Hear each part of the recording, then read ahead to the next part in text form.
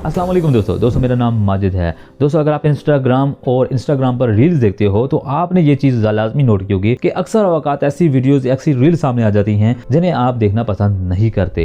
या फिर कभी ऐसा होता है कि आप फैमिली में बैठे होते हो और अचानक से एक बोल्ड कंटेंट पर रील्स आ जाती है क्योंकि आपको नहीं पता कि स्वाइप करने के बाद कौन सी वीडियो आएगी। अगर आप इन सब बोल्ड कंटेंट या गंदी वाली सिंपल अंदाज में कहूँ रील्स को ब्लॉक करना चाहते हैं तो सिंपल से 3 स्टेप्स हैं। तीनों स्टेप्स काम करते हैं जिनमें जोन सा भी आप इसको करें, मगर मैं आपको कहूंगा कि ये तीनों के तीनों स्टेप आपने करने हैं ताकि बिल्कुल भी कोई वीडियो रील्स सामने आपके सामने ना आए।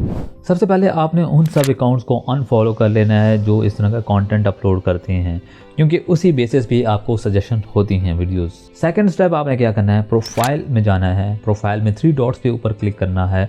वहाँ पे सेटिंग एंड प्राइवेसी में आपने सेंसिटिव कंटेंट को सिलेक्ट करना है। वहाँ पे आपको मोर लेस का शो होगा, आपने लेस सेलेक्ट करके कंफर्म कर लेना है।